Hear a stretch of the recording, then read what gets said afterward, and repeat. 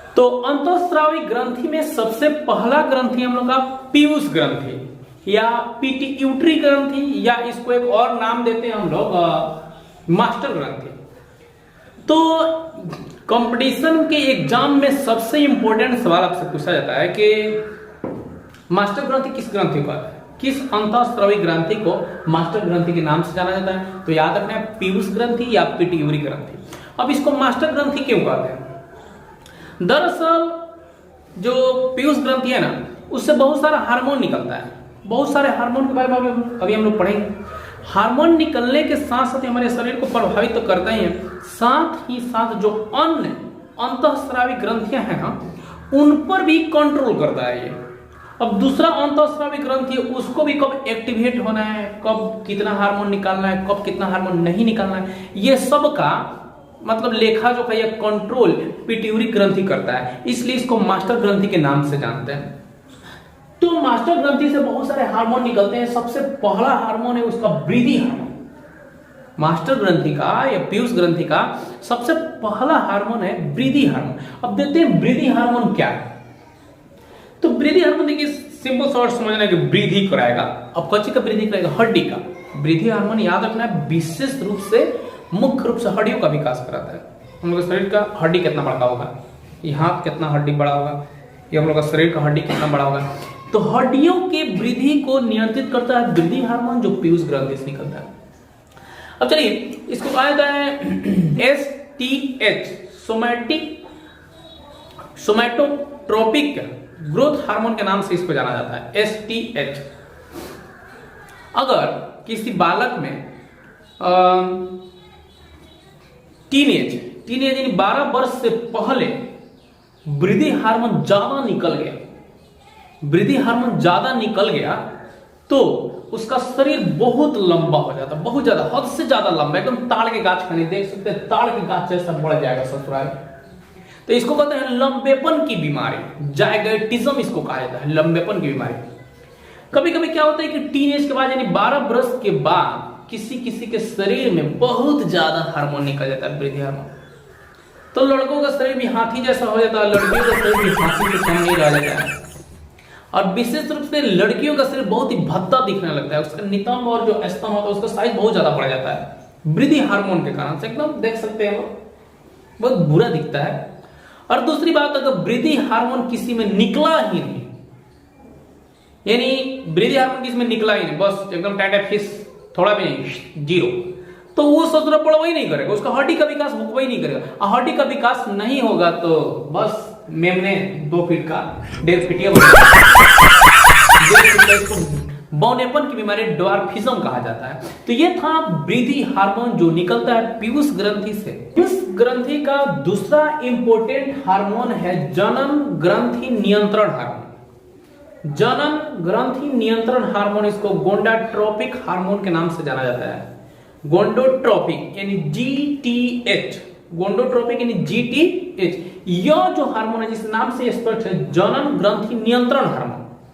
यानी हम लोग के शरीर में नर और मादा में जो जनन ग्रंथियां हैं, अंडाशय और वृषण, उसमें कब हार्मोन निकलेगा, उसमें अंडाणु और शुक्राणु कब बनेगा, उसको बनना शुरुआत कब होगा, ये नियंत्रित करता है पीयूष ग्रंथि। इसलिए तुम लोग बताया गया कि शुरू में ही इसको मास्टर ग्रंथि के नाम से जाना जाता है। तो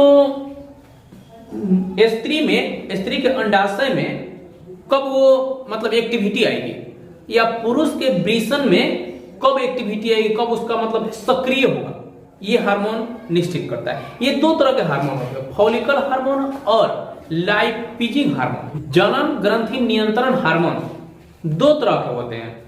एक होता है फॉलिकल उत्तेजक हार्मोन, फॉलिकल स्टिमुलाइजेशन हार्मोन, STH। ये हार्मोन जो होता है अंडाशय में फॉलिकल को उत्तेजित करता है, मतलब उसको एक्टिवेट करता है, उसको एक्साइट करता है, मतलब उसको कार्य करने के लिए ज्यादा सक्षम बनाता है। और दूसरा होता है luteinizing hormone, LH, luteinizing hormone.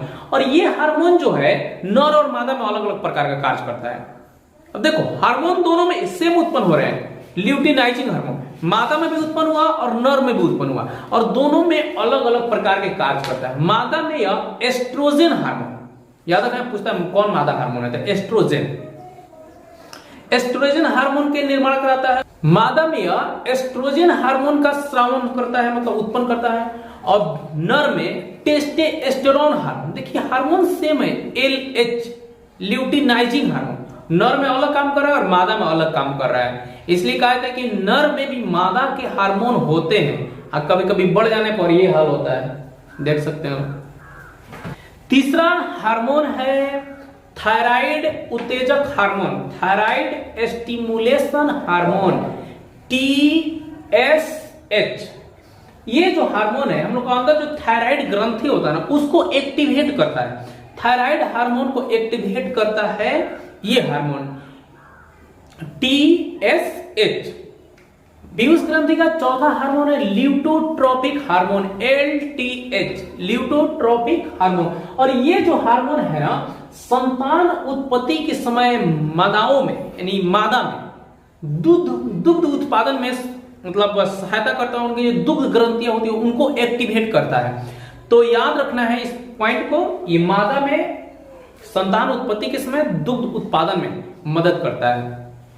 Piyush ग्रंथि का पांचवा हार्मोन है एंटी डाईयूरिक हार्मोन। नाम से यह स्पष्ट हो रहा होगा, एंटी डाईयूरिक हार्मोन, इसको वेसोप्रिन हार्मोन भी कहा जाता है या एंटी डाईयूरिक हार्मोन।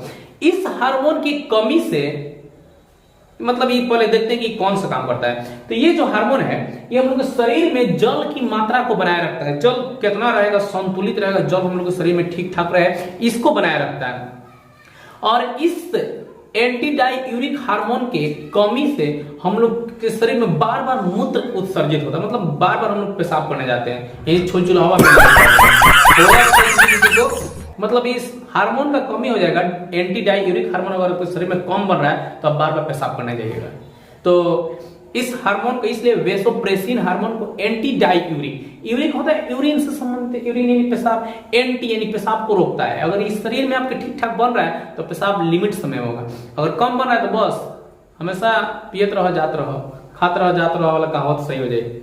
ग्रंथि का छठा हार्मोन है ऑक्सीटोसिन, और ये ऑक्सीटोसिन याद रखना बड़ा इंपॉर्टेंट हार्मोन है। ऑक्सीटोसिन हार्मोन ये हम लोग दिमाग का, इसलिए कोई को कहता है कि केमिकल लोचा हो गया, दिमाग में केमिकल लोचा। केमिकल लोचा का मतलब यही है जो ये हार्मोन निकलता है ऑक्सीटोसिन। ऑक्सीटोसिन को जन्म हार्मोन और इसको लव हार्मोन के नाम से भी, प्यार वाला हार्मोन के नाम से भी इसको जाना जाता है। याद रखिएगा ऑक्सीटोसिन। ऑक्सीटोसिन क्या होता है कि किसी मादा में जन्म के समय उसका जो गर्भाशय जिसमें मतलब एक शिशु पलता है, पेट में जो शिशु पलता है तो पेट का साइज बढ़ जाता है। तो ये ऑक्सीटोसिन जो होता है उस पेट की गर्भाशय के साइज को फिर संकुचित करके दबा के छोटा बनाता है। और दूसरी बात, जो योनि होता है ना, उसके आकार को बड़ा करता है कि बच्चा आसानी से पैदा हो सके, और ये ब्लीडिंग को भी कम करता है। तो कभी कभी क्या होता है कि डिलीवरी एकदम नॉर्मल डिलीवरी हो जाए, कोई प्रॉब्लम नहीं हो, ज्यादा ब्लीडिंग नहीं हो, उसके लिए भी ऑक्सीटोसिन हार्मोन महिलाओं को दे दिया जाता है।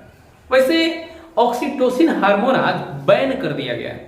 ऑक्सीटोसिन हार्मोन ड्रग्स जो है ना, ये इसको बैन कर दिया गया, इसको नहीं यूज करना है, लेकिन आज लोग इसका इस्तेमाल करते हैं बहुत सारी चीजों के लिए। दूसरी बात, ऑक्सीटोसिन हार्मोन को दूध देने वाले जो पशु होता है, दुधारू पशु, दूध देने वाला गाय भैंस, ओकरी के ऑक्सीटोसिन के हार्मोन लोग सुई दे देते हैं, इंजेक्शन आता है इसका, उसको ऑक्सीटोसिन का सुई दे देते हैं।